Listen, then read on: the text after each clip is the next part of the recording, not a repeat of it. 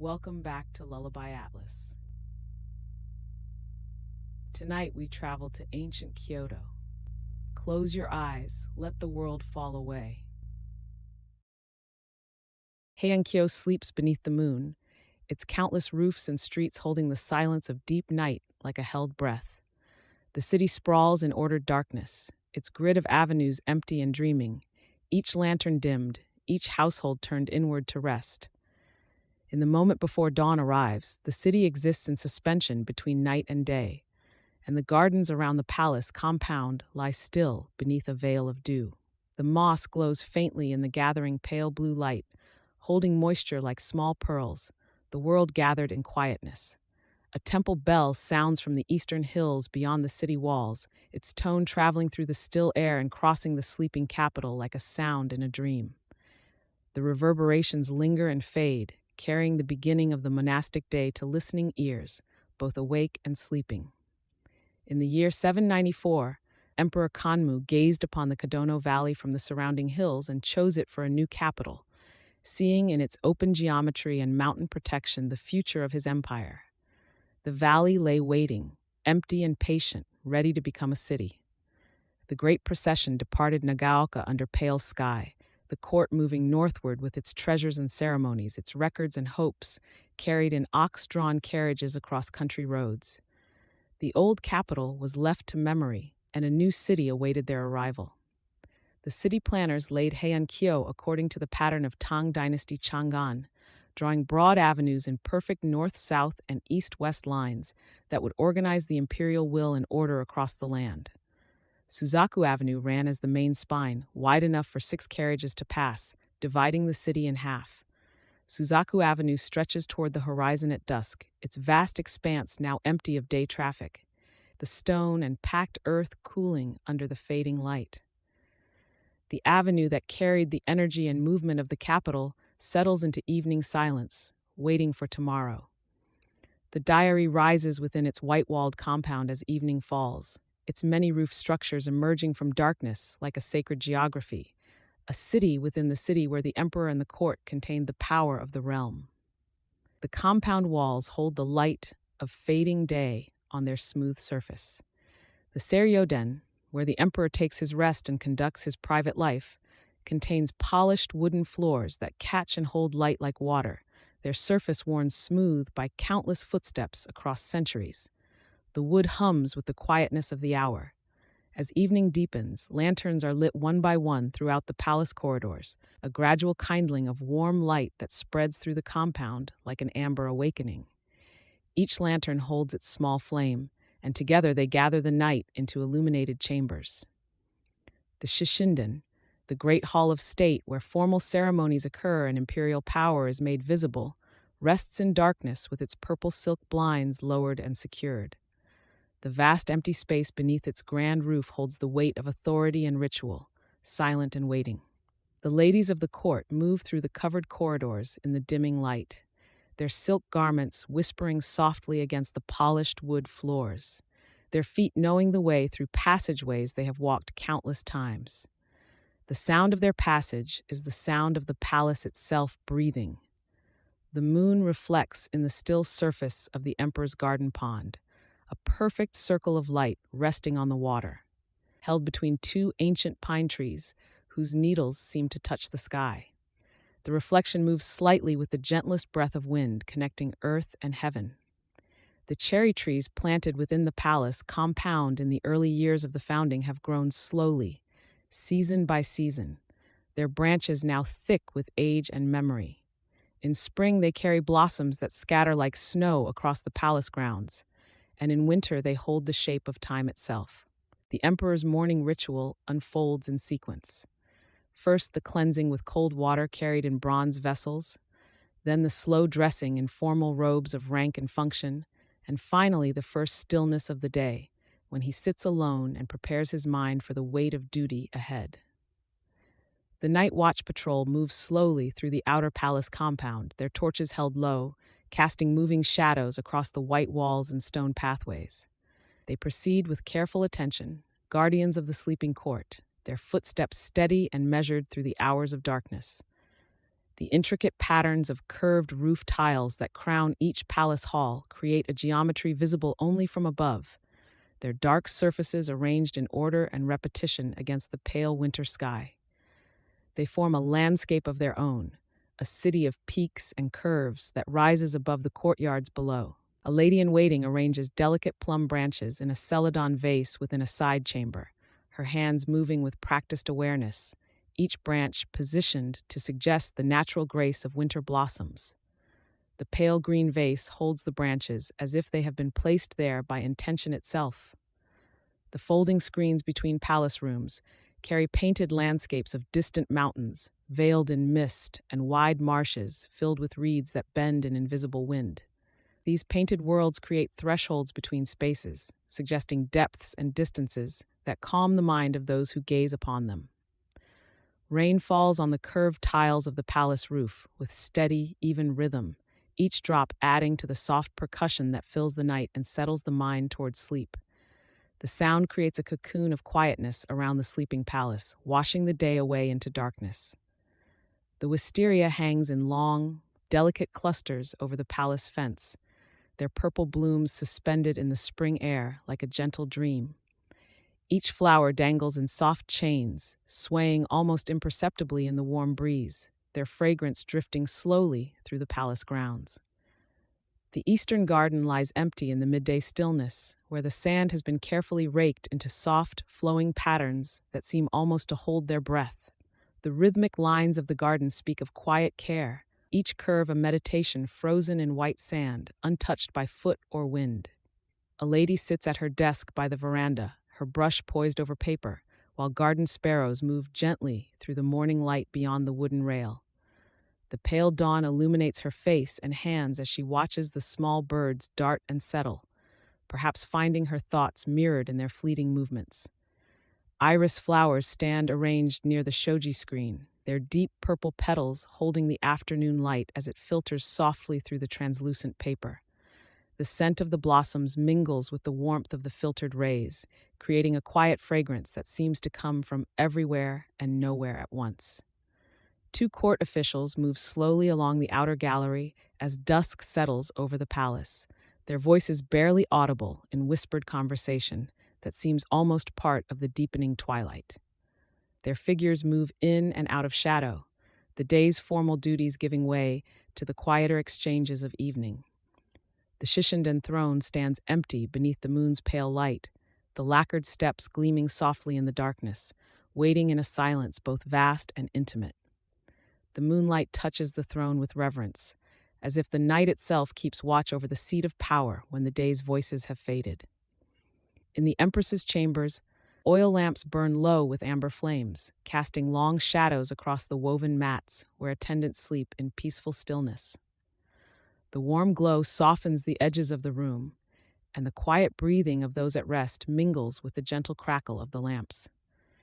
The inner courtyard garden awakens in early morning fog, where the stream moves quietly past stepping stones that seem to float in the pale mist. The fog wraps around stone and water alike, softening the distinction between solid and ephemeral, making the garden feel like a place half remembered from a dream. Silk curtains between the palace rooms stir gently, responding to the only draft of the summer night, their movement the sole indication that the world still breathes. The fabric ripples in soft waves, momentarily revealing the chamber beyond before settling back into stillness, a rhythm as gentle as sleep itself. The palace bell sounds the hour of the ox, its deep and resonant tone rolling across the sleeping compound, then slowly, gradually fading into the night's embrace. The single note seems to contain entire moments, stretching and lengthening until it dissolves into silence once more, leaving the palace in even deeper quiet. The first plum blossoms appear on the branches outside the east gallery, their small white and pale pink flowers marking the season's subtle turning. These early blooms hold the promise of spring in their delicate forms, appearing almost reluctantly, as if testing whether the cold has truly released its grip. The fragrance of plum drifts through an open shoji panel into a cold-floored chamber, carrying with it the first true warmth of the approaching season. The scent seems to precede spring itself, moving through the thin paper walls like a messenger announcing what is still becoming, filling the chamber with subtle promise. Beneath the plum tree, a poetry gathering takes place in hushed reverence. The inkstone and brush passed slowly from hand to hand as each poet considers their verse. The blossoms overhead seem to inspire the words that flow onto paper, each person drawing breath and thought from the tree's presence. Cherry trees line Suzaku Avenue in their full emergence, their pale blossoms creating something like a fog made of flowers, suspended between earth and sky. The avenue becomes a tunnel of soft pink and white, and those who walk beneath move through a world transformed into something ethereal and temporary. Courtiers settle onto silk mats beneath the full-flowering cherry branches, their formal gathering transformed into something intimate and timeless by the blossom's presence. The gathering seems suspended between celebration and melancholy, joy in the knowledge that this beauty will inevitably fade. A single cherry petal lands on an open page of poetry, coming to rest there like a perfect punctuation mark, as if the natural world has chosen to add its own comment to the carefully written words. The petal seems to belong there, completing something that the poet's brush had left unfinished. The cherry blossoms reach their perfect peak, held in a single suspended afternoon, before the wind will inevitably scatter them, and in this moment they seem almost to hold their breath.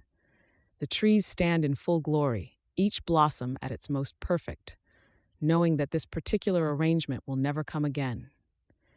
Petals fall onto the garden water, spinning slowly in deliberate curves as they move toward the bridge, each one tracing an unhurried path across the surface. The water receives them gently, cradling each petal briefly before carrying it onward, a dance between the falling blooms and the flowing stream.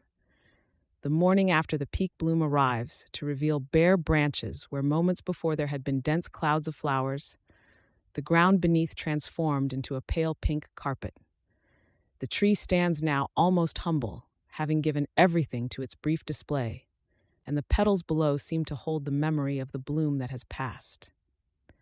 Spring rain begins gently on the garden, its soft sound touching broad leaves and bare branches alike, and the air fills with the scent of wet earth awakening. The rain seems to wash away the last traces of winter, each gentle drop bringing the growing season closer, a patient and inevitable softness from the sky. Young willow branches, their green barely arrived, drift and sway in the slow current of the garden stream. The water moves with such gentleness that the trailing leaves seem almost still, as though spring itself is learning how to move through this place. In the cherry tree, a warbler calls, its voice hesitant, testing the spring air as though uncertain whether the season has truly come. The sound is delicate and questioning, a small life asking permission to sing. Wisteria hangs heavy at the garden fence, its purple clusters gathering in the late afternoon light like small clouds that have decided to rest upon the wood. Each flower seems to hold the warmth of the day, glowing softly as the sun moves lower. A lady's hand moves slowly, placing a single spring flower between the pages of a poem she has written. The gesture carries no hurry, only the quiet intention of preserving something small and beautiful with something made of words. Along the south corridor, the iris beds are beginning their slow rise through the mud and morning mist. The green shoots barely break the surface, patient and certain, moving upward with the kind of time that belongs only to growing things. Swallows have returned, gathering under the eaves where mud nests wait to be rebuilt. Each spring they return to this same place, adding their layer, rebuilding with the patience of those who know which home they belong to. The spring court banquet unfolds beyond the silk blinds, lacquered trays holding carefully arranged foods moving through hands unseen. Laughter rises and falls like the gentle music of wind, contained and refined behind the delicate screens. The moon rises over the spring garden, and the cherry blossoms are gone now, replaced by the softer presence of new leaves taking their shape. The light falls differently on the garden tonight, gentler and more patient, as though the season itself is settling into rest. On a warm morning, the scent of new grass drifts through an open palace window, carrying with it the presence of the earth itself. The air moves slowly, bringing the smell deeper into the chamber, where it mingles with the quietness of dawn. The stream carries cherry blossoms through the garden in a gentle procession, their pale petals moving under the small, arched bridge, as though the water itself is conducting them somewhere peaceful. The bridge holds its stone stillness above the slow-moving drift. Two riders sit with a lamp between them, its flame held steady while ink, freshly ground, waits in the stone.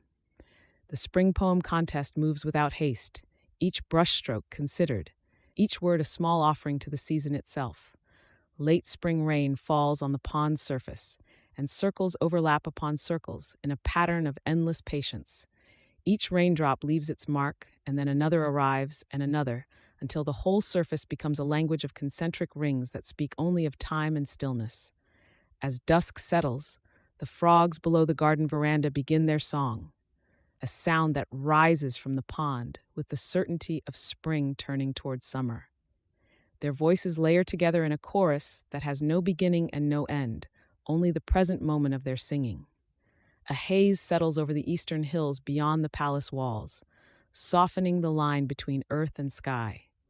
The spring air itself seems to become visible in this haze, a gentle veil that asks nothing but to be observed as the day moves toward evening.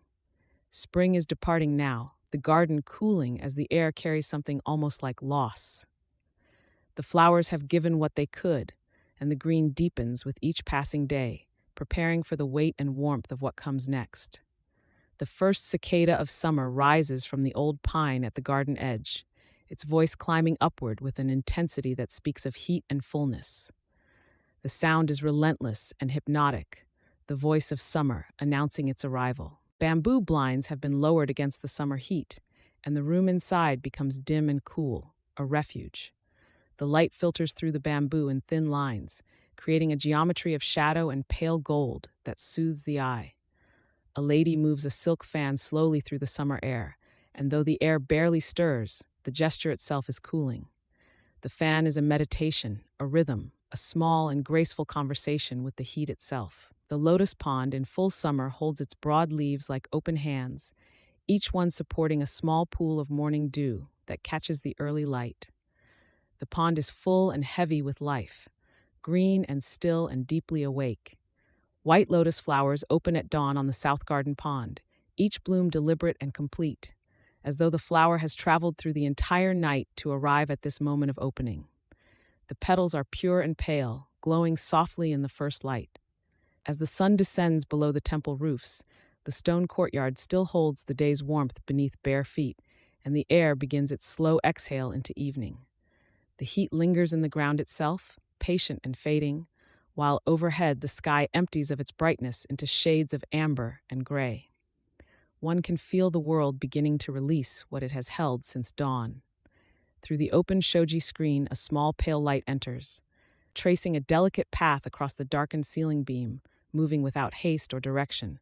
The firefly writes its geometry in soft bioluminescence, a brief and wandering mark against the dark wood above. There is no urgency in its flight, only the gentle insistence of its small, cold glow. In the garden after dark, dozens of small, cold lights drift through the reed grasses, appearing and disappearing like scattered thoughts or distant stars brought low to earth. Each firefly moves at its own unhurried pace, creating a constellation that shifts moment by moment, never settling into pattern. The darkness is alive with these gentle pulses of pale luminescence. On the slow-moving river at midsummer, paper lanterns are released one by one, their warm light reflected in the dark water below, carried gently downstream toward the distant sea.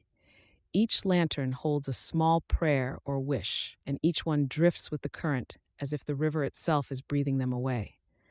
The effect is one of gradual dissolution and acceptance. From the eastern hills at dusk, the sound of temple gongs carries across the cooling air, a deep, resonant tone that seems to come from the earth itself and fade into the darkening sky. Each strike is followed by a long silence that fills with the sounds of evening, insects, and wind. The gongs mark time without hurrying it, sanctifying the transition from day to night. The midsummer rain arrives suddenly, heavy and direct, drumming against the stone courtyard and soaking the moss-covered garden for only a brief time before passing as quickly as it came. In its wake, everything gleams, the wet leaves, the polished stones, the soft moss, as if the garden has been washed into a deeper state of itself. The air grows momentarily cool and fragrant with wet earth. In summer, the moon rises small and high and very white, its brilliance almost cold compared to the warmer lunar glow of autumn months. Yet there remains in it a beauty that requires no explanation. It travels its arc across the warm night, bright enough to cast shadows, but without the golden richness of other seasons. It is beautiful simply as a fact, stated clearly in the sky. Court ladies rest beneath a single layer of thin silk, the night offering barely any relief from the warmth of the day, and sleep comes in light, fragmented moments. The fabric lies delicately over their resting forms, serving more as courtesy than comfort, and the night breeze that enters through open screens brings little coolness. In such nights, one learns to rest without fully sleeping. Through the open window flows a mingling of scents, incense smoke coiling from the room behind, mixing with the green smell of summer night air, humid earth, and distant water. Neither scent dominates. Instead, they move together in a gentle conversation, each enriching the other.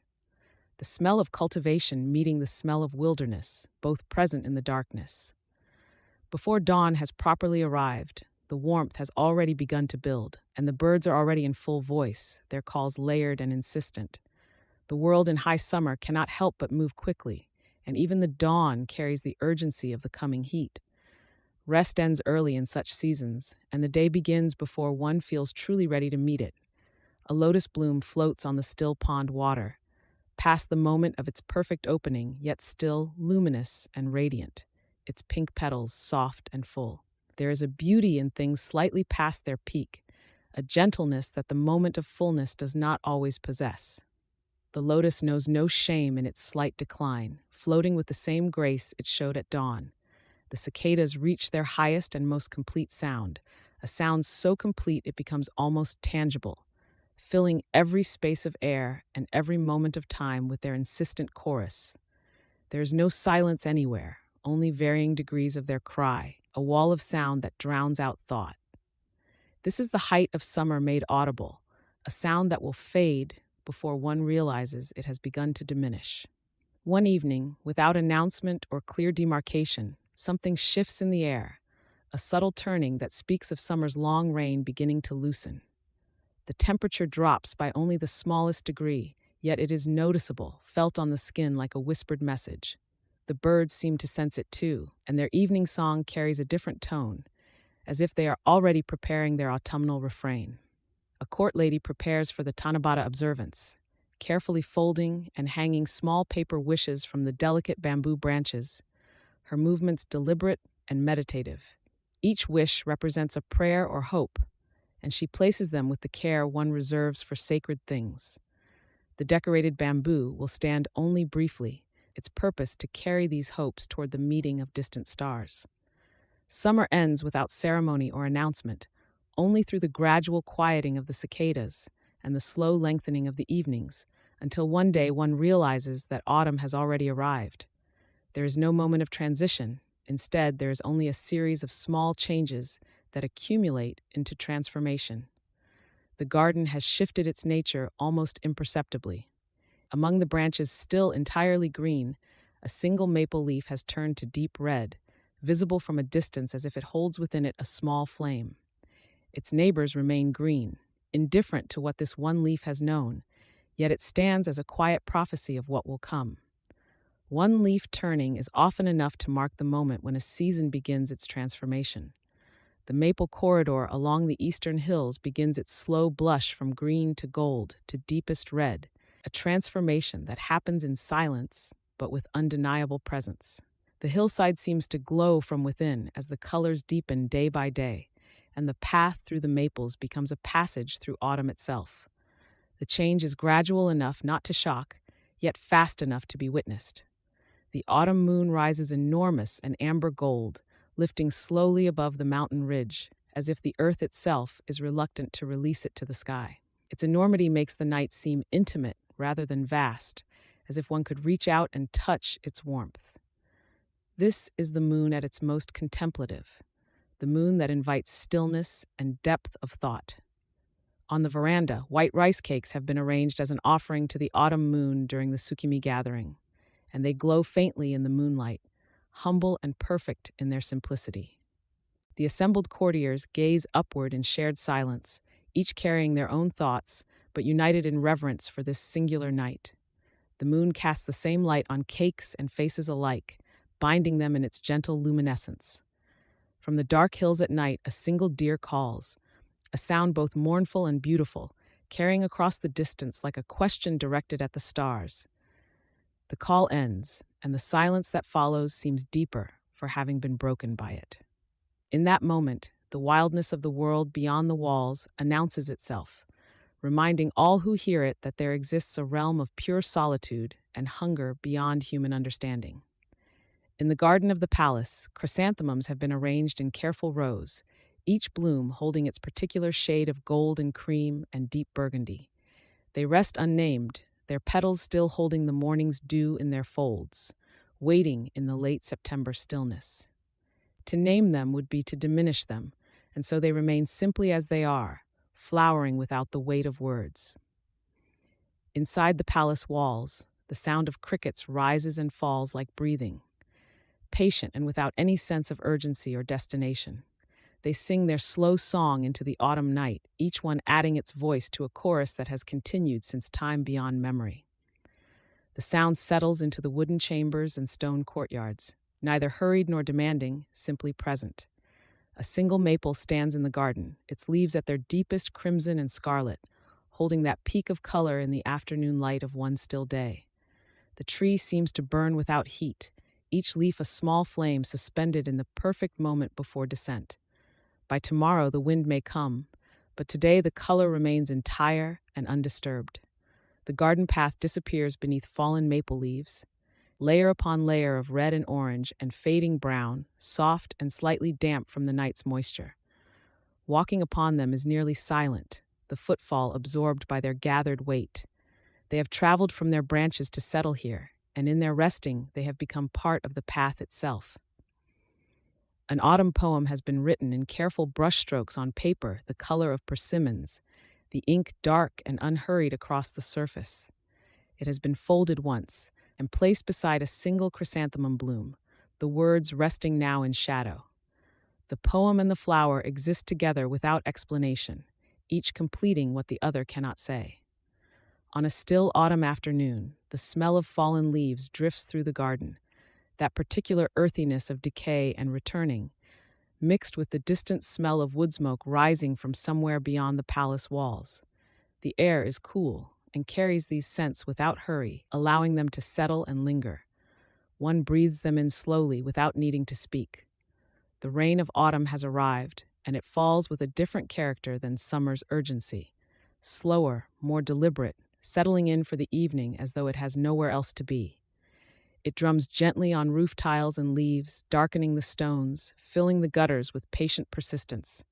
The garden receives it without resistance, the earth drinking deeply and slowly. In late November, the last few maple leaves cling to their branches despite the wind, holding on through force of will or habit, neither quite letting go nor securing themselves completely. The wind moves through the bare wood with a hollow sound, testing each remaining leaf, and still they hold. Winter approaches, but these few leaves have not yet surrendered. The palace pond lies still and dark in autumn, its surface a perfect mirror, holding both the pale blue of the sky above and the reflection of bare branches that lean toward its edge. The boundary between water and air becomes uncertain, and the branches seem to exist in two places at once. The pond is no longer a passage, but a threshold. A V formation of wild geese passes overhead in the darkening sky, their calls reaching down to the palace gardens in a pattern that has repeated for countless years. The sound is distinct and then fading, growing distant as they move south toward warmth they will reach long before the palace gardens do. The silence they leave behind seems larger than before. The autumn moon rises to its highest point, a pale silver disk with edges sharp and precise, casting shadows that fall in definite dark lines across the garden stones and the surfaces of leaves. The light it gives is cold and clear, as though it is showing the garden exactly as it is, without softness or mercy. Everything beneath it is revealed and still. A chrysanthemum bloom has been held close, the sleeves of a robe pressed gently against its petals to capture its scent, which will now travel with the wearer through the evening chambers. The fragrance has become part of the silk folds and will slowly release throughout the night, a quiet presence at the edge of awareness. The flower remains perfect, undiminished.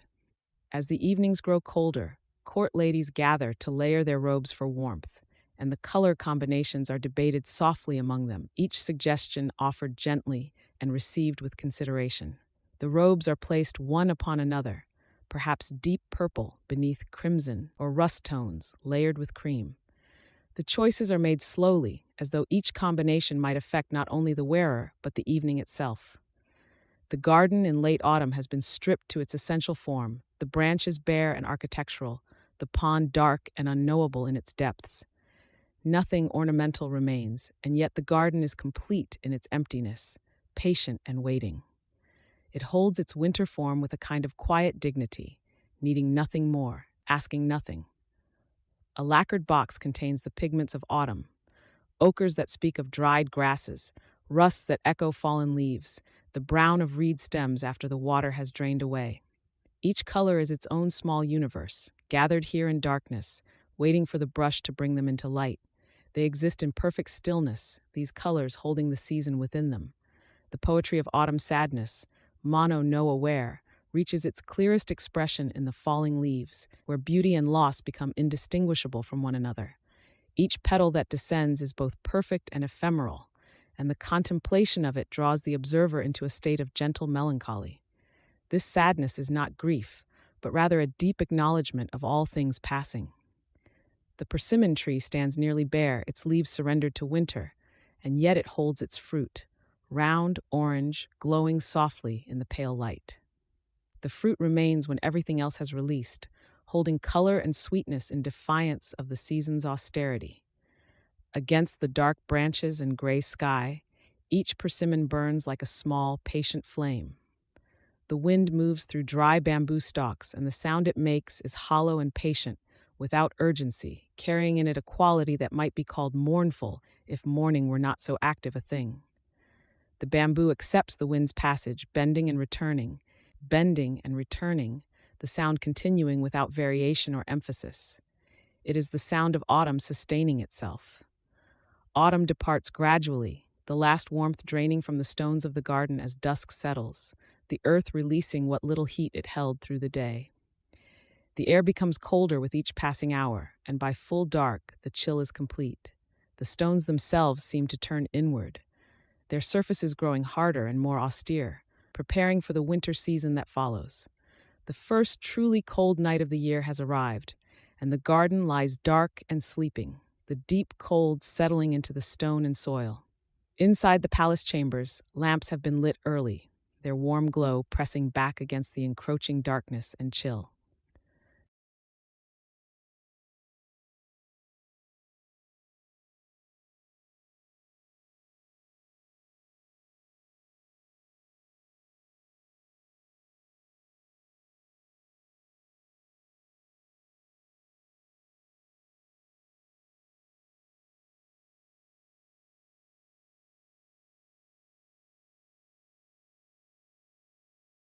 Snow has outlined every branch and stone with perfect precision, doubling the world in white and shadow.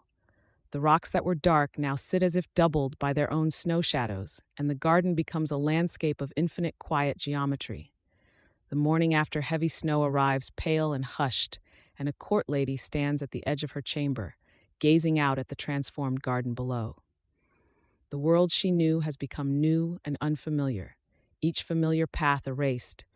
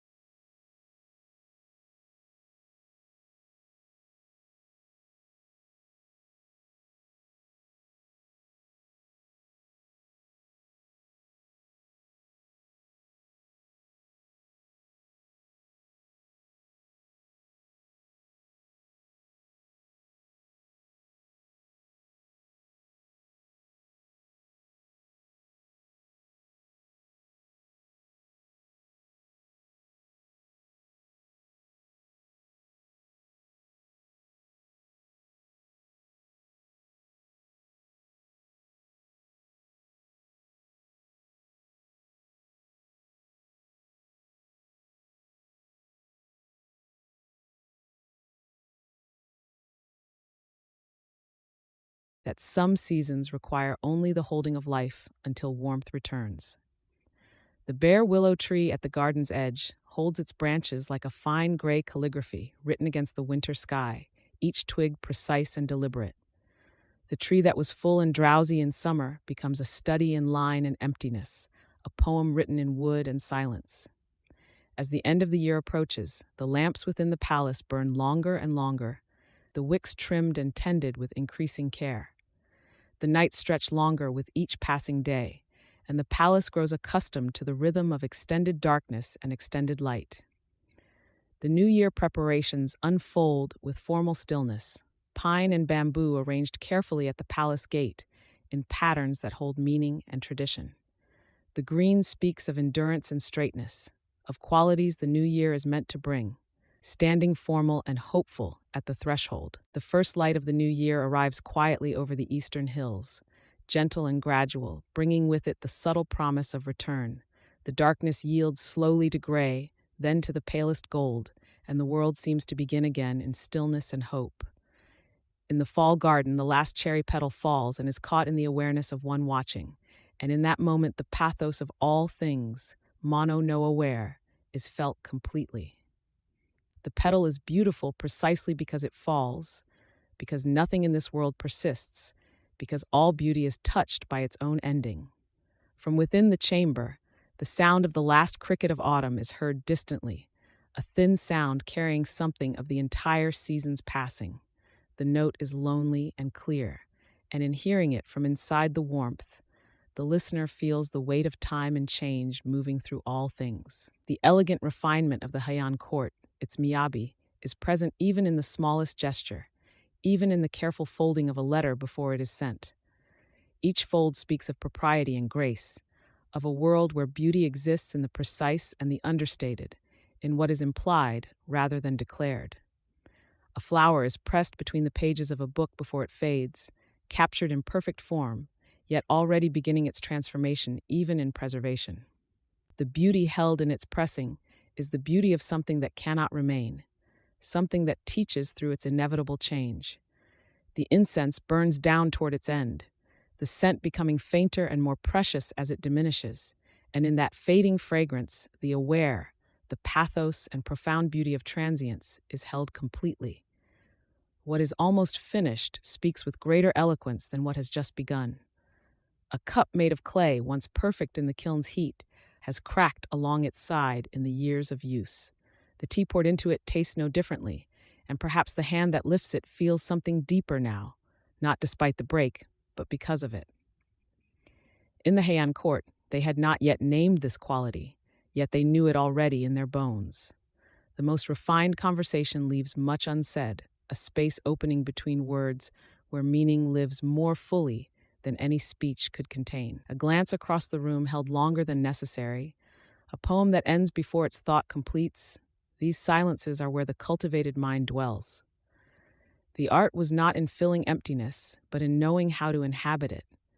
The lady sits at the edge of the veranda as the last cherry blossoms fall from the branch, each petal drifting down like a small farewell. Spring will not return for many months, and she watches with the stillness of one who understands that nothing stays, not beauty, not youth, not the particular quality of this afternoon. Her hand rests on the wooden rail, following the petals with her eyes. The moon hangs in the night sky, but clouds drift across its face, revealing only a pale glow behind layers of mist. There is something about this obscured form that draws the eye more than the bright full disk ever could, a beauty that exists in incompleteness, in the suggestion of what lies hidden. The cloud becomes as important as the light it holds. A poem arrives on perfumed paper, the words arranged with such care that they seem to vibrate with longing. Days pass, and no response is written. The silence between the written lines grows larger, fuller, until it becomes the real letter, what was not said becoming the only thing that matters. Absence speaks louder than any reply could have. The names of the colors were themselves small poems: willow green, plum shadow, spring dawn, moonlight white. A lady's robe in these hues held meaning beyond mere appearance, speaking of the season, her mood, her understanding of propriety and beauty.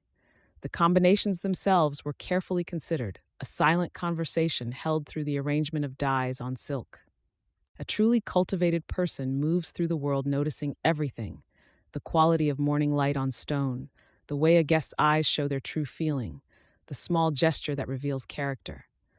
Yet this person says little of what they see, keeping their observations close, letting others discover these truths at their own pace. Wisdom wore the mask of quietness. In poetry, a single word or sound could cut the flow of meaning like a knife through silk, and in that cut, two images would suddenly sit beside each other, creating a third meaning that lived in the space between them. This was the art of kireji, not to complete a thought, but to crack it open so that understanding could rush in like water through a break. The pause held everything. An old book of poems, its cover softened by the hands of many readers across many years, sits on a shelf. The pages have yellowed, and in some places the silk covering has worn thin, revealing the layers of binding beneath. Yet this decay is not diminishment. It is evidence of love, of being held and returned to again and again. The worn thing is the treasured thing. As evening settles over the garden, a wear descends like mist, that bittersweet awareness that all things are transient, that beauty and sorrow are inseparable, that nothing is wrong and yet everything is passing. The flowers still bloom, the stones still rest in their places, the water still moves, and all of it is suffused with a tender melancholy that makes it unbearably beautiful. This feeling was the very heart of Heian aesthetics. A young woman arrives at the imperial palace, her eyes sharp and observant, her mind already cataloging the subtle hierarchies and unspoken rules that govern life in the inner chambers. Sei Shonagon enters service to the empress with a gift that will define her. Not beauty, though she has that, but an almost piercing sensitivity to the textures of feeling, to the small moments that reveal character and truth. In the imperial quarters where she serves, Sei Shonagon has claimed a corner for her writing. A small desk of polished wood, an inkstone black as midnight, brushes arranged with care, and stacks of paper waiting for her thoughts. The lamp beside her casts amber shadows across the wood, and in this small circle of light, she begins to record the world as she sees it, a world of extraordinary specificity and feeling. The pillow book was never meant to be a formal work. It began as scraps of paper, observations jotted down and stored between the mattress and pillow where no one else would look. What started as private notes became something more, a record of feeling and judgment, a portrait of a mind noticing everything. The intimacy of its creation, hidden and hasty, gave it a freedom that more formal writing could never achieve. Among the many things Sei Shonagon listed as making the heart beat faster was the sound of a lover's carriage approaching through the palace grounds, the particular creaking of its wheels, the careful hoofbeats of the oxen. The moment before seeing becomes knowing, when anticipation trembles in the body like a drawn bow. These were the small moments that elevated life from mere existence to something luminous and alive. There was acute social pain, Sei Shonagon understood, in having a visitor arrive to find one's room in disorder. Cushions not arranged properly, fabric scattered, the space not prepared as propriety demanded. The awkwardness lived in the body's shame, in the knowledge that one had failed a fundamental obligation of hospitality and self-presentation. These observations of social discomfort she recorded with unflinching honesty. In early morning, when the world is still quiet and the light has only just begun to separate darkness from day, snow covers Mount Utatsu, visible from the palace veranda. Sei Shonagon stands watching the white peak emerge from shadow, and the delight she feels is so specific, so particular to this moment and this sight, that she must record it. The snow is not merely snow, it is this snow at this hour with this light.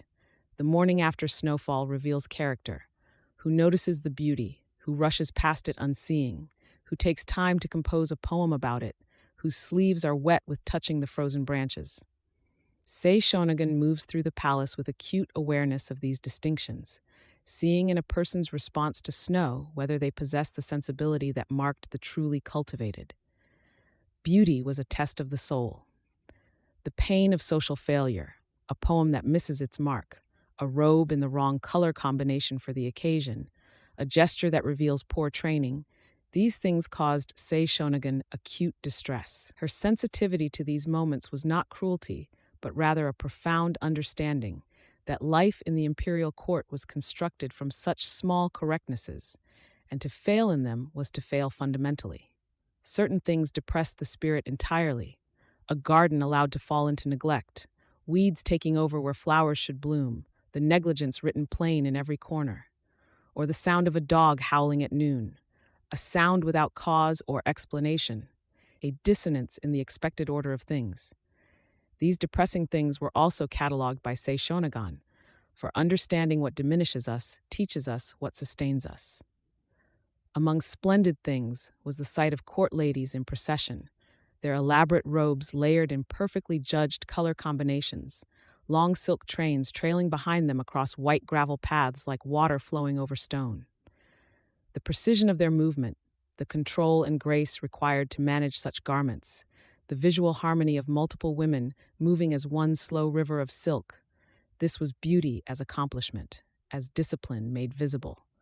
In the palace chambers, words became a form of currency more valuable than silk or gold. Seishonagon exchanged wit with the imperial officials who passed through the empress's rooms, each clever observation a small coin placed on the scale between them. Her remarks would drift through the corridors like incense, remembered and repeated, each one a small assertion of her presence in a world that might otherwise have forgotten her. The bond between Sei and her empress was forged in the quiet moments between ceremonies and in the difficult times when the imperial household began its slow decline. She remained near Teishi through the shifting currents of court politics, her loyalty written not in grand gestures, but in her presence, in the way she noticed and recorded the small dignities that kept the household whole. In the stillness of night, when the palace had settled into sleep, the empress would gather her ladies around her and read aloud in her gentle voice. Sei Shonagon would sit among them in the lamplight, watching the way the shadows danced across their faces, listening to the words as if they were painting the world anew with each recitation. She loved the sensation of newness, the way freshly cut paper felt smooth beneath the fingertips, the way a garden looked after the gardener had drawn the rake through the sand in careful lines. These small, pristine moments held something essential for her, a kind of clarity that came from surfaces unblemished by time or touch. In those moments before dawn, Sai would watch from her chamber as the darkness grew less absolute, as the sky began its slow transformation from black to gray to the faintest suggestion of blue. The world seemed to hold its breath during this threshold time, before color returned, before the day's demands would begin. She noticed the men who slipped away in the early hours, the ones who could not bear to stay past dawn, and she heard the particular sound of their sandals retreating down the wooden galleries, a rhythm that told her something about his character, about his courage or his cowardice. These small departures contained whole stories for those who knew how to read them.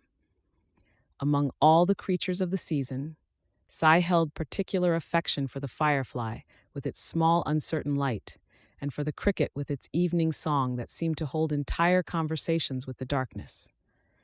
But the loud cicada, shrieking through the day, held no appeal for her, its noise too crude, too insistent, lacking the delicate precision she valued.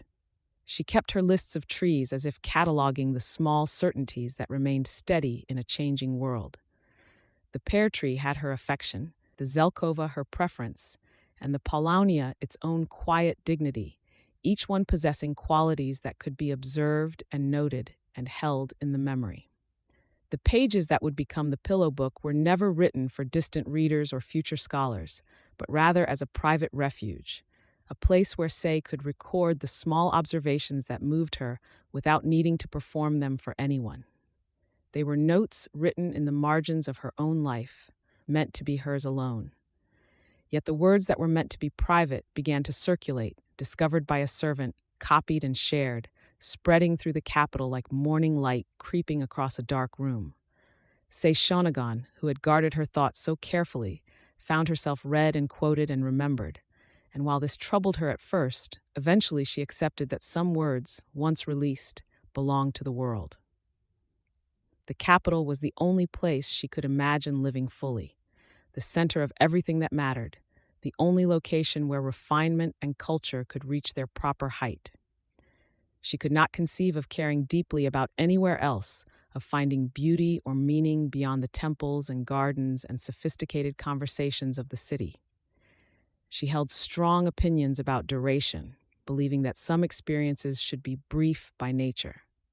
A boat journey was best when it did not drag on, and the tension after a quarrel was most bearable when it ended quickly, when reconciliation could come before bitterness had time to settle into the bones. On winter nights, when the cold had driven everyone else to their sleeping chambers, and the palace lay still as a held breath, Sei would write by the last remaining lamp, her brush moving across the paper with the freedom that only solitude could provide. The palace around her slept while she kept the small flame of her attention alive. She would capture the perfect small moments as they arose. Moonlight falling in a particular way on accumulated snow, a door left slightly open that created an unexpected frame through which the garden could be viewed. These instances of beauty were brief and unrepeatable, which made the act of recording them feel essential, like an attempt to hold time still. The melancholy that came at the end of things held a particular poignancy for her, the silence that descended after musicians had finished playing, the sense of loss that came when a festival concluded and the special atmosphere was released back into ordinary time. These moments of ending contained a sweet sadness that she felt worthy of attention. Her voice came through in her writing, quick and exact, amused and occasionally cutting, observant and unapologetic. It was a voice unlike any other recorded from the Heian court, immediate and alive, and across the long centuries that separated her from later readers. That voice still carried the force of her particular presence and her unguarded way of seeing. As the fortunes of Empress Teishi's household declined in the intricate politics of the court, Sei Shonagon remained a witness to the slow erosion, watching as the spaces that had once been full of laughter and activity grew quieter. She did not publicly record this diminishment, but it marked her, and the weight of it colored the observations she continued to make. After the court, the record of her life grows thin and uncertain, as if she had simply stepped beyond the reach of history's careful attention. She may have spent her final years at a convent, removing herself from the world that had so defined her, finding quiet in withdrawal, though the particulars of her later life remain shrouded in silence.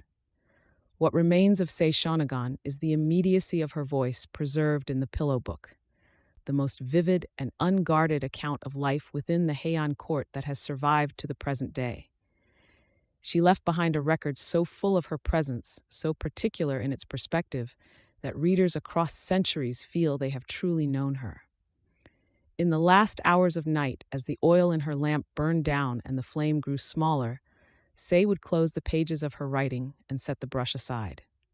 The pillow book would rest on the table while the night continued its completion, still and entire, waiting for the dawn to find it again.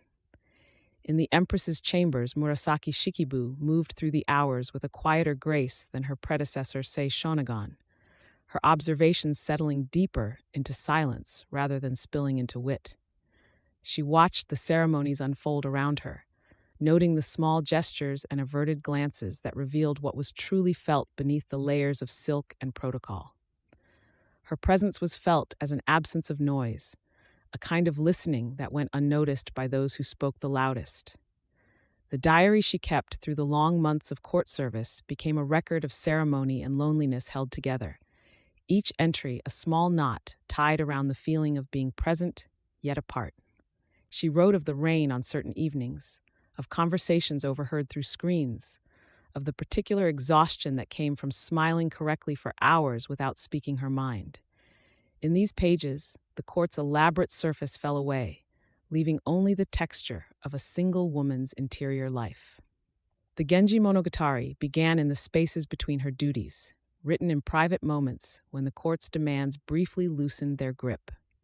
She did not announce what she was creating, asking no permission and seeking no praise, simply allowing the story to emerge from a place deeper than ambition. What grew on those pages would become something the world had not yet imagined, though she could not have known this as she wrote in lamplight alone. The opening words came as if they had always existed, waiting only to be written. In a certain reign, there was a lady not of the first rank, and in that simple statement lay the entire architecture of what would follow. Murasaki began not with power or certainty, but with the margins, with those whose stories were overlooked, whose lives unfolded in the spaces between official histories. From this small, unassuming beginning, a world would gradually open. Genji's birth came into the story as a kind of accident of circumstance.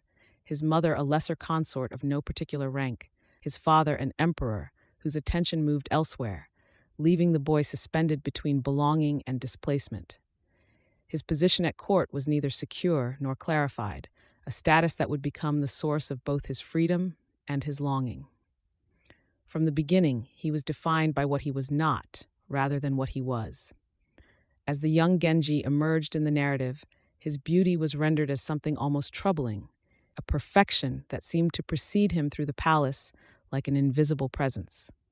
Murasaki described him as the world not quite being ready for, as if his existence posed a question that everyone around him felt but could not speak aloud. His attractiveness became not merely a feature, but a kind of fate, a force that moved through relationships and altered everything it touched. In the Kiritsubo chapter, grief entered the palace like autumn rain, the emperor's sorrow over the death of Genji's mother, falling across the narrative in layers of quiet devastation. Murasaki wrote of his inconsolable state, of how the ceremonies of court continued while his heart remained elsewhere, caught in the unchangeable past. The rain outside fell and fell, each drop another moment of a longing that would never resolve. The love that grew between Genji and Lady Fujitsubo carried within it the weight of absence and substitution. For she resembled the mother he had lost, and in loving her, he was reaching towards something that could never be fully possessed. Murasaki portrayed this not as sin alone, but as a human longing that transcended moral categories, a desire to recover what time had taken away. In the spaces between their meetings, both suffered from the impossibility of what they felt. The Rokujo-in compound unfolded across the pages of the Genji as a world unto itself. Each garden designed with intention to capture a particular season and hold it suspended in time. Murasaki described it as a place where the natural world had been refined and arranged to offer only its most perfect moments, a refuge from the unpredictable weather of actual life. Within its boundaries, Genji created a society that reflected his inner world. In the east garden of the Rokujo Inn, spring arrived each year in the falling of cherry blossoms onto white gravel, a moment both gentle and devastating in its impermanence. Murasaki wrote of how Genji and his companions would gather to witness this, understanding without speaking that they were watching beauty and loss happen simultaneously. The petals fell without hurrying or hesitation, completing themselves in each brief descent. Lady Aoi, Genji's principal wife, moved through the narrative with a distance that could not be bridged, correct in all her duties, yet unreachable even when they occupied the same room. Murasaki understood that some forms of loneliness existed within marriage itself, that presence and absence could coexist in the same moment. Their separation became not a dramatic rupture, but a quiet, persistent fact of their lives together. The spirit of the Rokujo lady traveled in the night, leaving her sleeping body behind to trouble those whom Genji loved, a manifestation of jealousy so intense it took on an independent life. Murasaki rendered this not as superstition, but as psychological truth made visible, the way consuming emotion could transform a person from the inside out. In this chapter, the boundary between inner feeling and external reality became deliberately unstable. Genji wrote a poem on paper, dyed in subtle gradations of color, his brush moving with deliberate care to shape each character, then folded it and sent it away into the waiting night. The poem itself became a kind of emissary, carrying what could not be spoken aloud, transformed into the formal architecture of verse. In the act of sending it, he released something of himself into uncertainty, not knowing what answer might return. At dawn, the answer arrived before the sender's carriage had barely turned beyond the gate, a poem written in a hand equally skilled and equally careful. meeting his words with a response that revealed attention and reciprocal feeling. Murasaki described the moment of opening as a kind of mutual recognition, two people understanding each other through the geometry of language before returning to the careful distance required by their circumstances.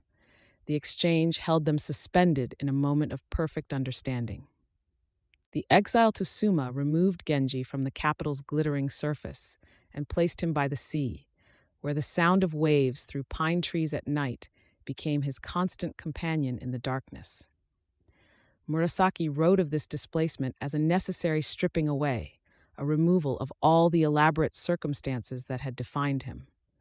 In the solitude of the coast, he encountered something more fundamental than the court's refinements. The Suma chapters transformed loneliness into a kind of clarity, the removal of ceremony and courtly pretense, leaving only what was essential, unadorned, true. Murasaki described how the sea continued its rhythm regardless of human happiness or sorrow, how the passing seasons marked time in a way that had nothing to do with imperial calendars. In this stripping away, Genji achieved a kind of understanding that wealth and beauty had obscured. His return to the capital came not as a restoration, but as an arrival in a familiar place that had become fundamentally estranged, the city unchanged, yet everything differently lit by his own transformation. Murasaki captured the strange disorientation of homecoming, where what was known could never be quite known in the same way again. His exile had changed not the court, but his relationship to it, and this made all the difference. Lady Murasaki, raised by Genji and eventually the center of his later life, was portrayed as the one person who most fully understood him, their relationship deepening across decades into something that transcended conventional marriage.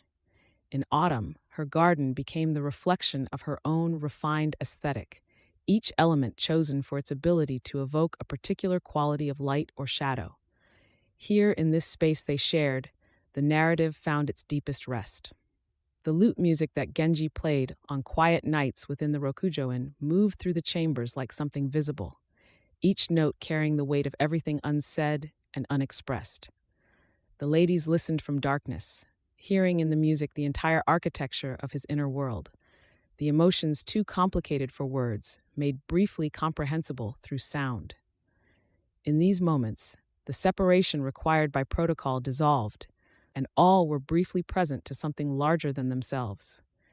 In the chapter called The Fireflies, Genji released captured fireflies into a garden, specifically to illuminate a lady reading in the darkness, the insects becoming temporary lights held in the air between earth and sky.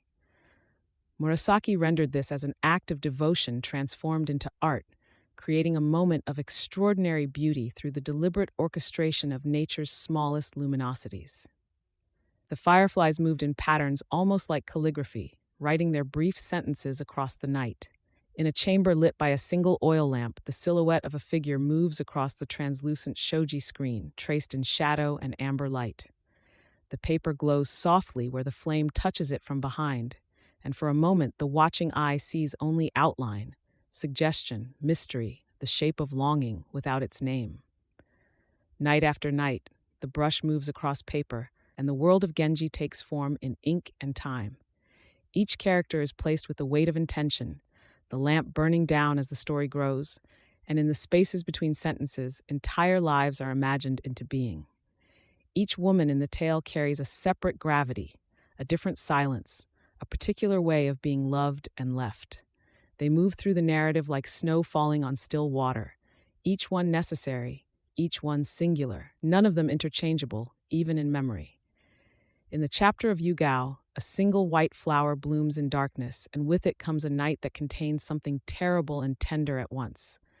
The minor love becomes a door opening onto fear, and when morning comes, nothing is quite the same again. As Genji grows old, the saturated colors of his world begin to fade. The rich indigos and golds grow pale, worn, translucent. One by one, the women who filled his life slip away, and what remains is a landscape of absence, beautiful in its diminishment. After Genji's death, the chapter arrives with only its title inscribed, the page beneath it empty of all but the gentlest suggestion of where words might have been.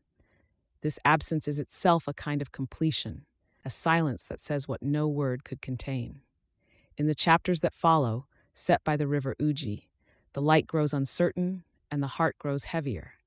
The certainty of earlier seasons dissolves into something more troubling. Love becomes complicated by doubt, and beauty cannot protect those who behold it. The Uji River moves through the night with its own purposes, indifferent and constant. A bridge arches across it in darkness, and from somewhere in the mist rises the sound of the weir, that steady, ancient murmur of water finding its way downward. At court, where society demands constant presence and performance, she moved quietly among the women, observing more than speaking. Books were kinder than people. They offered mystery without disappointment, and in their pages she found a kind of solace that the waking world could never provide. In the moonlit night, surrounded by sleeping companions in the women's quarters, she holds her brush and watches the silver light move across their sleeping faces. Some things cannot be written, she knows. Some feelings live only in the space between words, in what is withheld.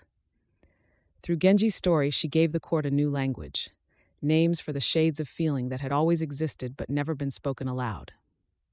She carved out rooms in language where those feelings could live and breathe and be recognized as real. In the Empress's chambers, as the seasons turn from spring to summer to autumn, the story unfolds aloud, chapter by chapter, the voices of the ladies reading, the lamp burning steadily, the world outside the screens falling away into irrelevance. The brush finally comes to rest, its tip darkened with the last character written. The lamp continues burning in the empty room, casting the same steady light on the wooden desk, on the pile of completed chapters, on the silence that follows the last word. What she left behind was a novel, a diary, and above all else, a silence, the preferred silence of one who understood that the truest things are often the ones that cannot be said. In this, she was unmatched. The pages have aged and darkened, the paper fragile as old skin, and yet the brushwork remains legible, still moving with the hand that wrote it centuries ago. The story continues to travel through the centuries, still arriving in hearts that recognize themselves in its mirror. 31 syllables arranged in silence, each one necessary, none of them accidental. The waka holds its brevity like a secret, and in those 5 lines, a whole world of feeling is contained, compressed, made eternal through its very constraint. The poem is written as dawn breaks, the paper still slightly damp from the morning air, the ink still glistening wet. Without rereading, without hesitation, it is folded and sent. The words released into the world before the hand can doubt them. The utawase is held in formal silence, with poets arrayed on 2 sides and a lamp burning between them like a judge made of fire.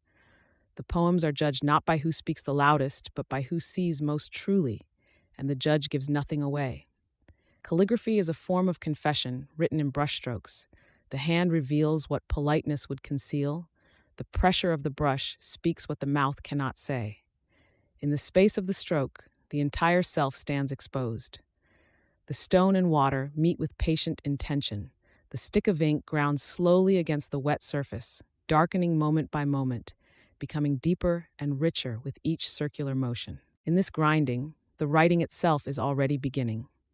Before the brush ever touches it, the paper exists in its own quiet perfection, a surface of cream or pale gold, weighted in the hand with a particular density that speaks of its making.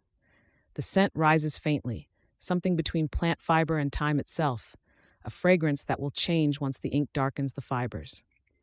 In this moment before the poem begins, the paper holds infinite possibility, unmarked and patient. The poet chooses red maple paper not merely as a surface, but as a continuation of the poem itself, the autumn color already present before a single character is formed.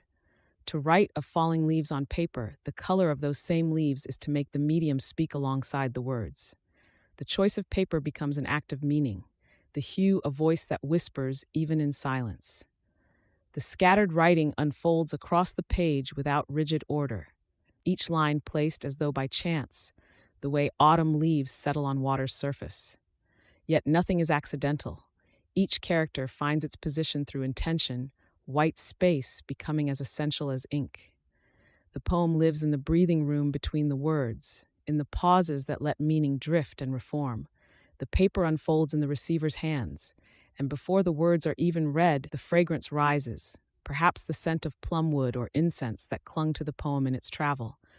The brushwork speaks first, revealing through its pressure and flow something of the poet's state of mind, the quality of restraint or urgency in each stroke. Only then do the words themselves arrive, completing what touch and scent have already begun to tell. A poem arrives with a single autumn branch, the maple or willow or cherry held in its simplicity, saying what no arrangement of characters could articulate. The branch is the poem's true content, the written words merely a frame for what the branch already speaks. The recipient understands that this is complete, that the image of the branch and the poem together require no further response. The poem sits unanswered, not forgotten, but held in deliberate silence, a reply made of absence. This silence is not empty, but dense with meaning, a weight the original poet must feel, understanding that no response is itself a response. The quiet speaks with specificity, with intention, and in this restraint lies a kind of eloquence that words could only diminish. Through the long night, poem follows poem, 100 verses accumulating like snow.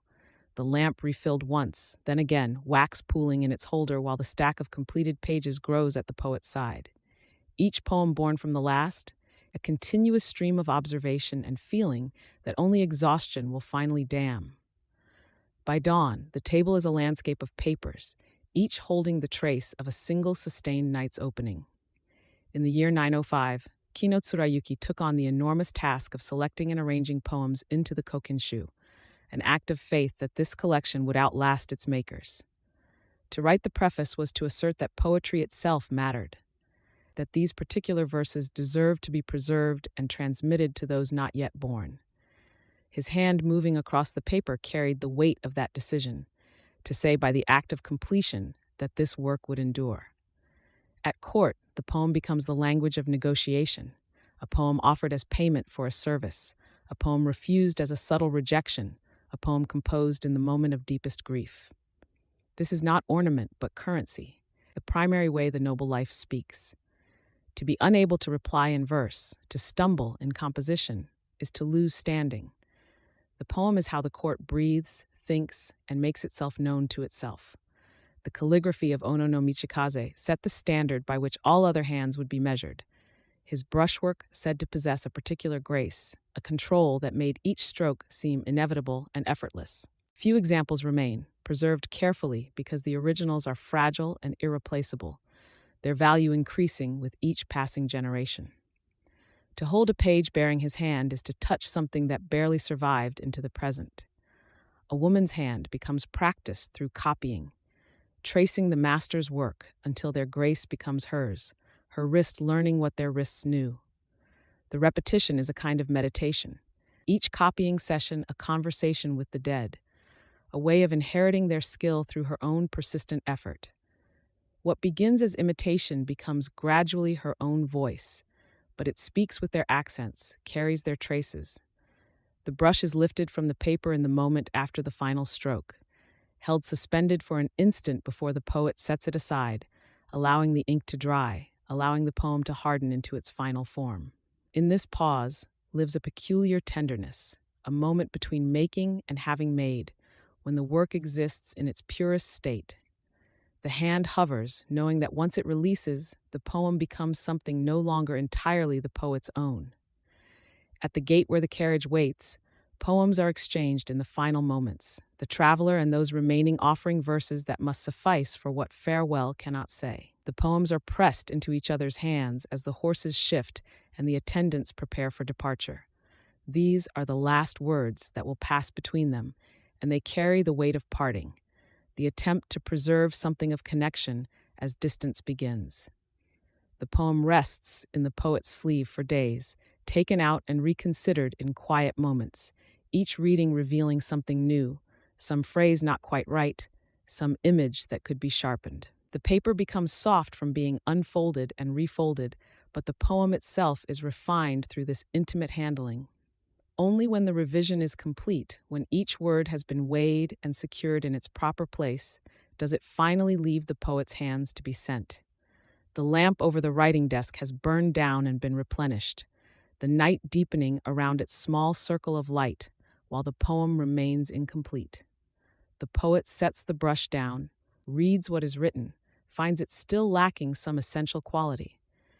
Tomorrow, perhaps, the answer will come, or perhaps this poem will live in the margin between completion and abandonment, a work that exists in its unfinished state as a kind of truth. Enryakuji rests above the capital on Mount Hiei, the mist gathering at its gate in the early hours as monks move through courtyards that exist above the ordinary world. The monastery holds itself apart, a realm where the mountain itself becomes part of the discipline, where the thin air and isolation sharpen the mind. From this height, the city below seems far away, and the monk's devotion seems to rise upward with the mist itself.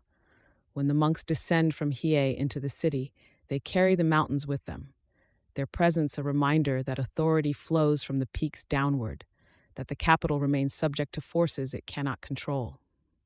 The petition they bring is backed by the weight of Mount Hiei's spiritual power, and the court listens not because the monks speak, but because the mountains themselves are speaking through them. This descent is always a kind of threat, a reminder of hierarchy. The Shingon ritual unfolds with precise geometry, mandalas painted with colors derived from earth and stone, hand gestures marking meanings that words cannot reach. The secret transmission of teaching, passing from master to initiated student in darkness and silence. Each element has been carefully preserved across generations, the knowledge protected precisely because it is considered too powerful for general understanding. The ritual is language itself, spoken through color, position, and gesture. The esoteric altar smells of cedar and flame, bronze figures catching candlelight and flickers across their polished surfaces, each statue placed with intention in its proper position. The lamps burn continuously, tended by hands that understand their sacred function, the fire itself a form of prayer. In this room, dense with incense and intention, the visible world becomes thin, and the boundary between material and spirit softens. The Buddhist garden exists in dawn stillness, stone and moss and water arranged to speak of impermanence and returning, each element placed to guide the eye and mind along a path toward understanding. The rocks emerged long ago from mountain stone. The moss has grown across them through patient seasons, and the water moves always while remaining itself. To walk this garden at dawn is to understand that everything visible contains instruction, that landscape itself is teaching. A court lady bends over her writing desk in the gentle hours of morning, her brush moving with the slowness of devotion across the sutras spread before her. Each character she forms is an offering, each stroke a prayer for her mother's peaceful passage. The ink flows dark and steady, the brush following a path worn by countless hands before hers, and in this quiet act of copying, she feels herself drawing closer to something she cannot name. At the hour of the hare, when the night has not yet surrendered to day, the temple bell sounds across the sleeping land. The bronze voice travels far through the mist and forest, reaching even the smallest settlements in the valleys below. Those who hear it pause in their sleep, and for a moment all the world listens to the single sustained note that calls the monks to prayer.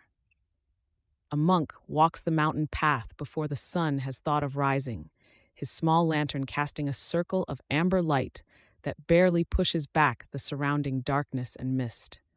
The path ahead remains mostly invisible, known only through the soles of his feet and the deep memory held in his body. He moves without hurrying, as though the darkness and the mist are old companions, and the lantern is merely a courtesy offered to the stones beneath his feet. When the Gosanin campaign took hold across the provinces, the monks of Kofukuji chanted without ceasing, their prayers woven into the fabric of strategy and ambition. Faith and power became indistinguishable, the temple's wealth and influence inseparable from the prayers that sustained them. In those days, the boundary between the spiritual and the political dissolved like incense smoke into the temple air. The Buddhist memorial service fills the great hall with the murmured chanting of many voices, a sound that seems to come from everywhere and nowhere at once. Incense smoke rises in slow columns through the still air, thickening and dispersing, carrying the names of the departed upward. In this moment, the boundary between the living and the dead grows thin, and those present feel themselves held in a space larger than ordinary time.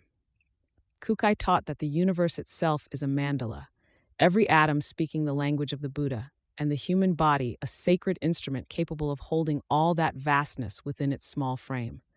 To understand this was not to believe something distant, but to awaken to what was always already present in breath and heartbeat and the space between thoughts. The universe was not separate from the self, but woven through it like gold thread through silk. The stone garden at Ryoanji did not yet exist during these years, yet somewhere in the collective imagination of the time, the rocks already dreamed their arrangement. They waited in the earth, in the minds of those not yet born, for the hands that would place them with such careful intention. The garden lived first in silence and possibility, long before it was made real. The great statue of Amida Buddha sits in lamplight, its gold surface softened and deepened by centuries of incense smoke that has settled into every crevice and curve. The smoke has aged the gold like time itself, muting its brightness to something more tender and knowing. Those who kneel before it see not a distant deity, but something that has been slowly transformed by the prayers of countless hearts. The Nembuchi begins as the spoken name of Amida Buddha, repeated with intention and reverence. But as the hours pass, the words begin to lose their shape.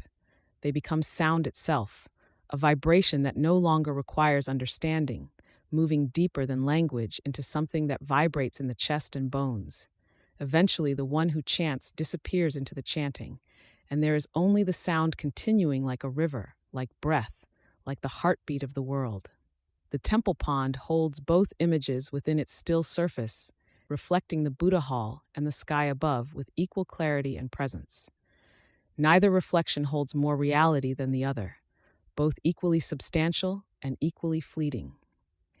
In this doubled vision, the distinction between what is and what is reflected begins to dissolve, and the mind becomes as still as the water. As evening prayers complete and the light fades from the sky, the monks file back through the cloister in profound silence, their footsteps falling softly on the wooden boards. Each step is placed with intention, the body continuing the prayer that the voice has released. The silence that surrounds them is not empty but full, held by the walls and carried in the cool air of approaching night. On a court lady's private altar, a small bronze figure of the Buddha sits in silence, surrounded by the smoke of incense and the quiet presence of a single white chrysanthemum. This altar is her secret, her true home, the place where she speaks to what is larger than duty and beauty and the complicated machinery of the court. Here, in the company of the flower and the figure and the fragrant air, she finds herself again. The pilgrimage to Kiyomizu-dera begins in the hills and winds through paths worn smooth by countless feet, leading at last to the wooden platform that holds the temple suspended above the world.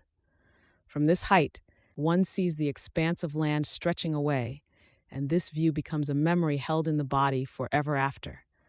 The pilgrimage is not complete when one leaves the temple, but continues in the returning to that moment of clarity again and again in memory. Rain falls at the temple gate, and the pilgrims wait under the eaves, watching the garden beyond transform itself with each drop. The waiting is not impatient but contemplative, for the rain has made the moment sacred and suspended. In this waiting, they are already halfway to prayer, watching the water trace the history of stone and moss and earth. After the bell ceases ringing, the vibration continues in the air, invisible but tangible, a presence that seems to hold the temple in a moment of suspension. The monks have already begun moving away, returning to their duties, yet something in them still resonates with the bell's voice. The silence after the bell is not empty, but full of the echo that has not yet finished being heard. In the palace garden at dusk, the gagaku musicians settle into their formal arrangement, and the first breathy notes of the show emerge into the deepening air. The biwa and kagurabue flute join in conversation, each voice distinct yet woven together, and the sounds seem to call something forth from the garden itself. The notes fall slowly through the cooling air like colored leaves, each one complete before the next arrives. The court musicians sit in their formal arrangement under the open sky at dusk, their bodies held with the precision of those trained since childhood to make themselves vessels for sound. The space between them is as important as the instruments they hold, for music lives in the silence as much as in the notes. As the light fades, they begin to play, and their forms gradually dissolve into sound and darkness. The sho is a mouth organ that fills the space around it with a sound like standing in a forest of bamboo, swaying in wind, voices that seem to come from many directions at once. When one learns to listen deeply to the sho, the distinction between instrument and space disappears, and the sound becomes the place itself. To hear the sho is to remember a forest that may only exist in memory, yet feels more real than wood and leaves. The incense game unfolds in the careful silence of players and observers, 6 precious woods presented one by one, their scents entering the chamber like visitors from distant lands.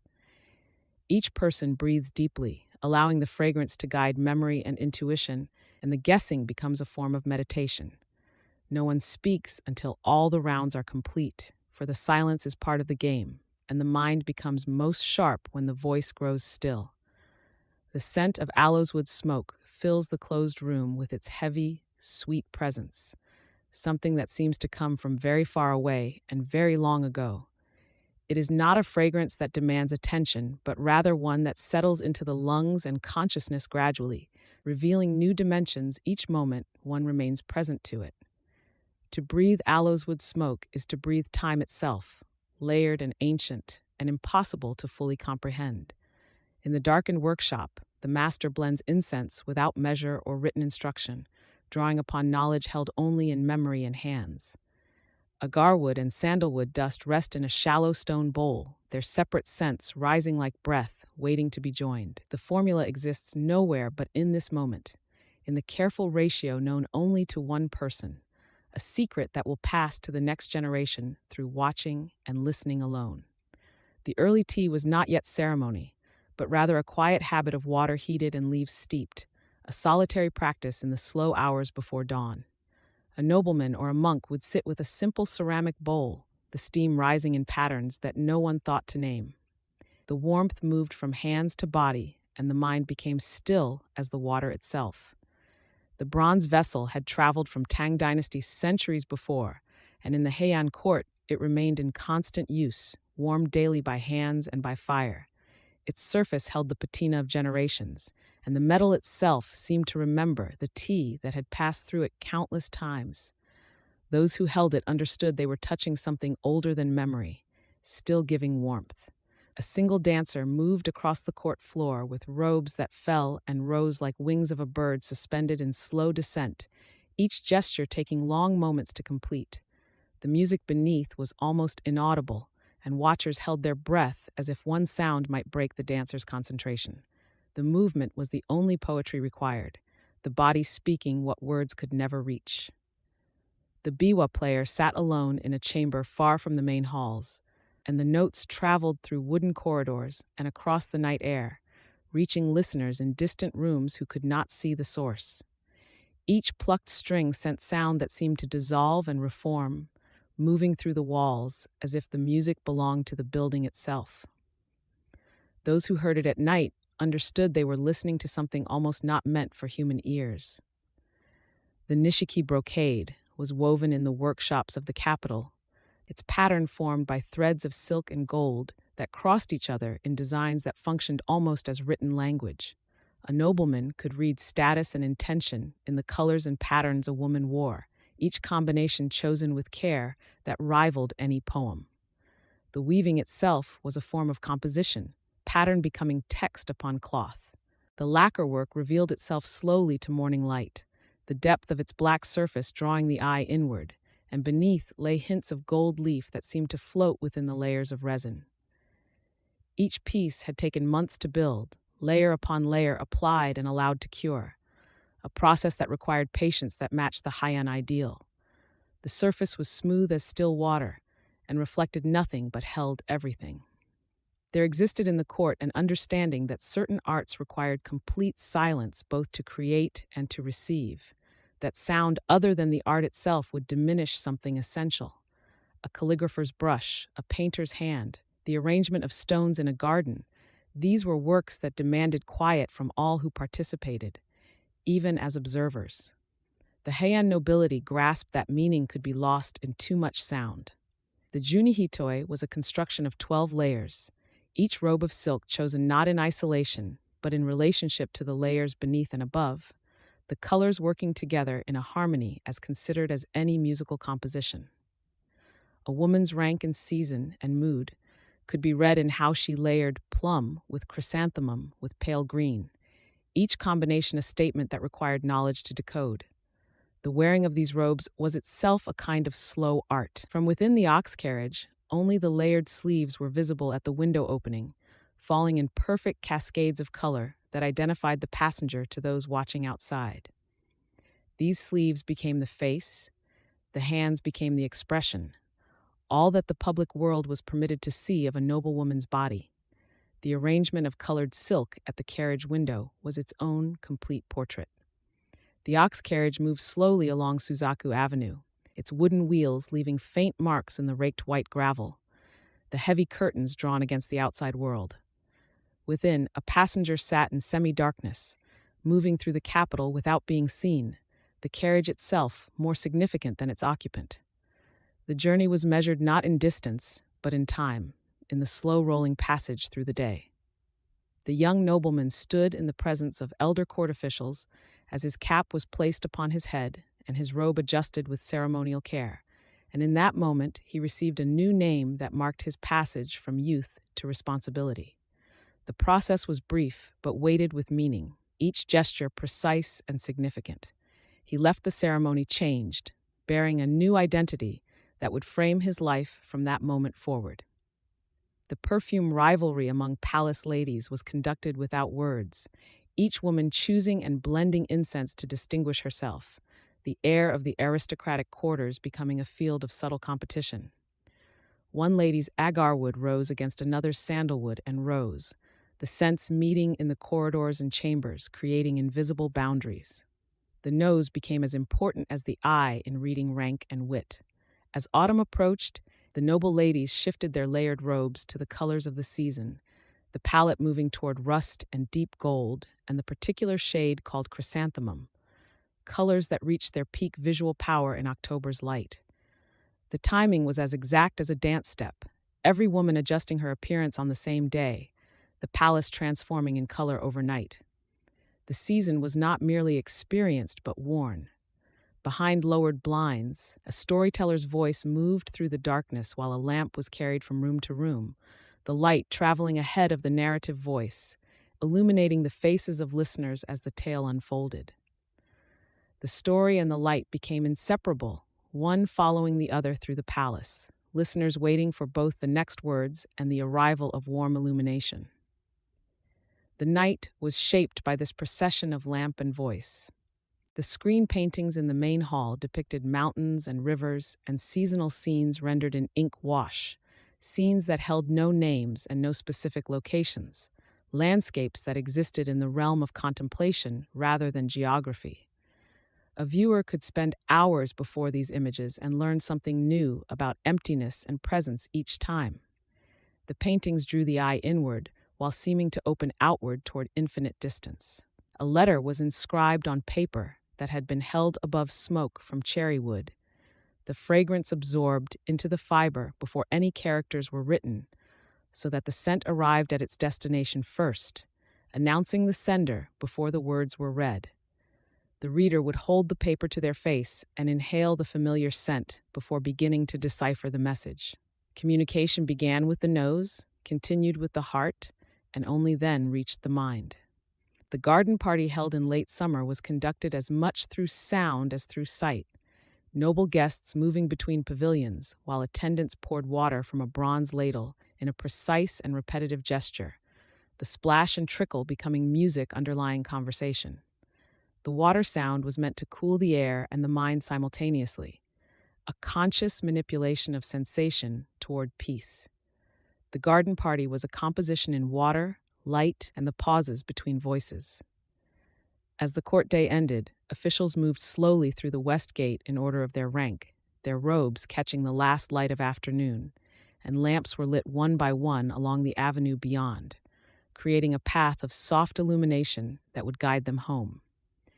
The transition from day to night was marked not by sudden darkness, but by this careful orchestration of lamplighting, a ritual that acknowledged the passage of the hours. The palace released its officials gradually into the evening. When the palace had settled into sleep, only the night watch remained awake, moving silently through the outer corridors with a single lantern, their footsteps a rhythm that marked the passing hours. The building itself seemed to rest, its weight settling into quietness, and the watchers moved through it like thoughts moving through a sleeping mind.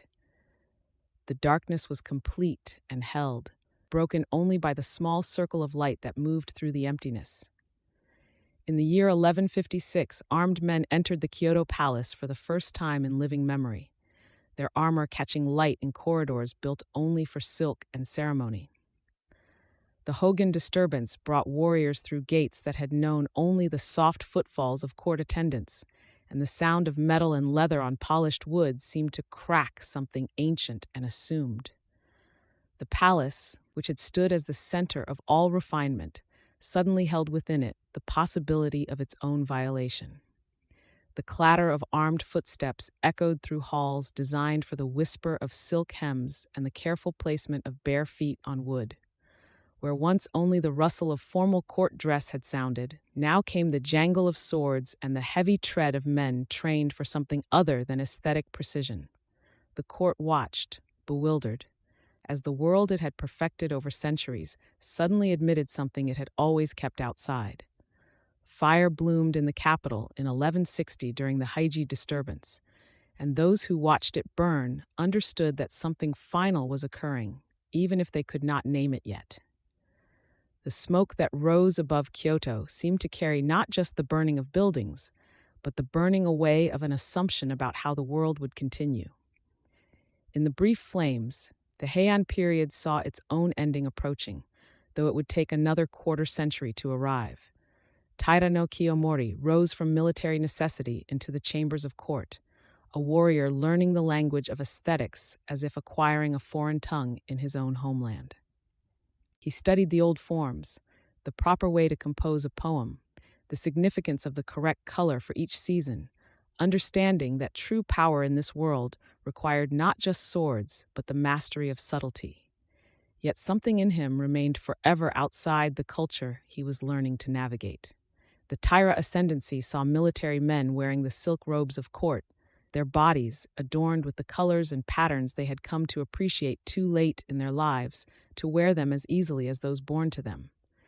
They learned the aesthetics, performed the ceremonies, composed their verses, and yet something in their presence always suggested they were reciting beauty rather than breathing it. The court continued, but it was a court aware now that it was being inhabited by those who had arrived from outside. The poets of the late Heian period wrote as if the world were not ending, composing their verses on autumn melancholy and the transience of beauty with a knowledge that seemed almost prophetic in its sadness. Each poem seemed to grieve what it was praising, each carefully chosen word an act of preservation against the dissolution they sensed approaching. Their art became a kind of memorial, written while the thing being memorialized was still alive. The call went out from the Minamoto in 1180, and the capital began to quiet in a way that felt like the holding of breath before a final transformation. The city that had known itself as the permanent center of all things began to sense that it might become something else, or perhaps nothing at all. The sounds of preparation for war traveled through Kyoto like a premonition, settling slowly into the streets. At Uji Bridge, the monks took sides in a conflict that seemed to them a violation of every principle they had withdrawn from the city to preserve, and the bridge itself was broken in the fighting, as if the ancient connections between things were being severed. The river ran beneath with indifference, as it had for centuries, and would continue to run long after all who fought there had returned to dust. The bridge that had stood as a symbol of passage and continuity became a symbol of rupture. In 1183, the Taira fled the capital in ox carts, piled high with what could be carried of their lives, and the slow procession leaving Kyoto seemed to embody the impossibility of taking civilization with you when you must run from it. The carts moved through streets that had lost their certainty. carrying courtiers and treasures and the remnants of the world they had known, moving toward a future that was no future at all. Behind them, the city began to empty, as if the Tyra had been taking its soul with them. The capital, left nearly empty, seemed to exist in a state of suspension, like a held breath that no one knew how to release, or whether release was even possible anymore. The temples stood in their courtyards, the palaces held their emptiness, and the gardens continued their slow work of being beautiful without the eyes of court to witness them. Kyoto became a city that was remembering itself, watching itself fade into something else. The Battle of Dan-no-ura in 1185 saw the Taira defeated in waters that suddenly seemed to matter more than the city they had ruled, and the imperial regalia nearly followed them into the inland sea, as if the sea itself were trying to reclaim what had been taken from it. The defeat was total and absolute, and with it came the realization that the old world had truly ended, not in the way poems spoke of endings, but in fact in force, in water and blood. The Minamoto victory was also the victory of a new age over the old one. A child emperor and the sacred sword sank beneath the inland sea, and in that sinking went the last symbol of the world that had organized itself around the permanence of Kyoto and the court. The regalia that had promised continuity from ancient times became instead a symbol of loss, recovered from the water, but forever changed by their descent into it. The old world did not end in a moment of clarity, but in the opacity of dark water closing over sacred things. The Minamoto victory was complete, and with it came the slow understanding that the court would no longer hold the center of power in Japan, as it had for nearly 400 years. What was won on the battlefield could not be unmade by poetry or aesthetics or the careful preservation of old forms, and the new rulers would organize the country differently through military government rather than court ceremony. The Heian period was ending not with a single catastrophic moment, but with this slow realization spreading like ink through water.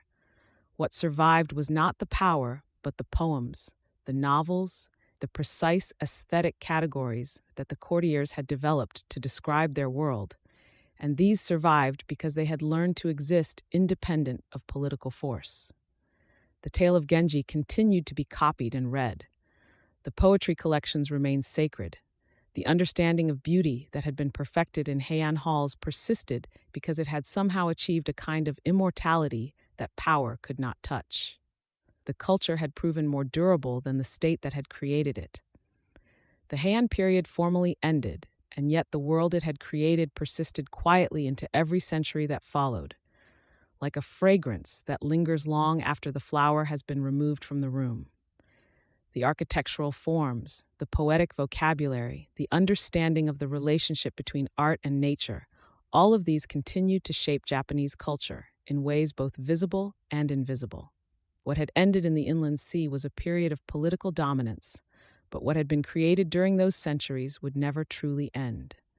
The capital returned to itself gradually, quieter now than it had been, changed in ways that could not be changed back, and yet the temple bells still rang at dawn and dusk as they always had.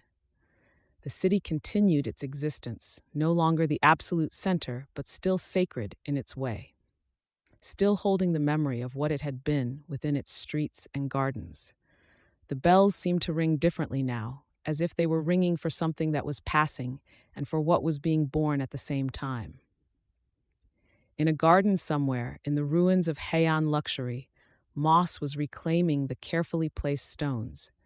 And in this reclamation, there was a kind of beauty that the gardeners would have recognized, and perhaps even have intended, though not like this, not through time and abandonment. The moss softened what had been precise, and the imperfection that resulted was more moving than any perfect arrangement could have been, because it spoke of time and change, and the gentleness with which nature rewrites what humans have written. Already the garden was beautiful in a new way. A court lady in her later life, in a convent near the hills, folded away her old robes carefully and completely, preparing them for storage as if they were the bodies of people she had loved. She remembered the colors that had mattered once, the precise moments of their wearing, the ceremonies for which each robe had been chosen. And now, in her quiet cell, She held these memories without the weight of needing to perform them again. The robes would rest in darkness, and she would rest in simplicity, and both of them had finally found their proper place. The pond at night remained still as it had always been, indifferent to who looked into it or whether anyone looked into it at all, reflecting the moon with the same quiet clarity it had offered to courtiers and soldiers and monks. The water held no memory of the city's changes, made no distinction between the Heian period and what came after, simply continued to exist as water existed, beyond all human categories and concerns. To sit beside it in the darkness was to touch something that could not be lost because it had never belonged to anyone. The memory of the city carried itself forward through the centuries in poems and novels, and in a single word for beauty that had no adequate translation into other languages, a beauty that spoke of transience and sadness and the profound worth of fragile things. This memory became more real in some ways than the historical facts, because it was held in the hearts of people who read the old tales and felt themselves understood by them across the distance of centuries. The Heian period had ended, but what it had made persisted in the form of beauty that refused to disappear. In the corner of an empty chamber, a small flame wavers above the oil's surface, burning so low now that the light barely reaches the walls. The wick glows orange and red, trembling with each breath of air that enters through the distant shoji, and the pool of oil around it grows smaller still. Soon there will be only darkness, but for now, this small light remains, patient and fading. The moss garden lies undisturbed in the first light of morning, its soft green surface unmarked and patient, unchanged by the centuries of struggle and sorrow that unfolded in the courtyards beyond its boundary. Each small stone rests exactly as it has for decades, and the moss grows quietly, remembering nothing but moisture and time. The garden asks nothing and forgives everything. The river flows through the city as it always has, past the wooden temple bridges and the garden walls, carrying the same water that touched these stones centuries ago. It moves without purpose or haste, past the places where poets walked and lovers met, toward the distant sea that has been waiting since before anyone learned to write. The river neither judges nor remembers. The enormous pine tree stands in the old palace garden where it has grown for longer than anyone can count, its trunk thick as stone now, its branches reaching out over the empty space. It remembers only weather, the snow that bent its limbs, the summer heat that cracked its bark, the wind that shaped its form. It holds no sorrow for what changed around it. A figure rests in the warm circle of lamplight, the ink brush laid carefully to the side, and the poem on the desk remains incomplete, which is somehow perfect, somehow complete in its incompleteness. The hand has gone still, the breathing has deepened, and the unfinished words hang in the lamplight like something that needs nothing more. Sleep has come quietly while the work was still precious. In the deep night, the sound of the river flows on without name or number, the same water that once carried the chapters of the Genji across its surface, and now carries only silence and starlight. The river makes its ancient sound against the stones, constant and patient, indifferent to the centuries that have passed along its banks. Listen to it as you drift towards sleep.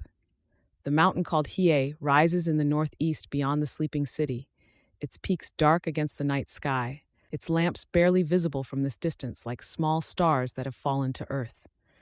The mountain stands unchanged, watching over the city as it always has, keeping its vigil in the dark while the people below surrender to sleep.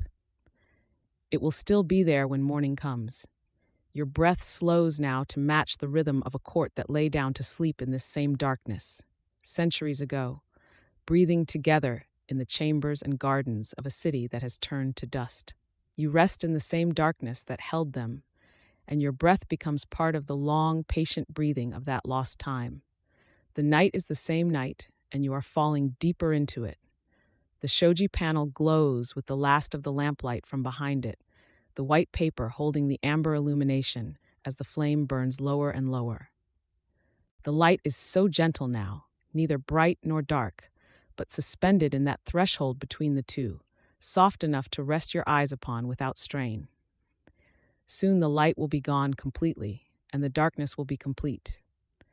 The 12-layered robe hangs folded on its wooden stand, each layer of silk holding the shape of the day that has just passed, remembering the movements and gestures of the person who wore it. The colors shift from deepest crimson to palest lavender, and the folds are as precise as meditation, each layer resting perfectly against the next.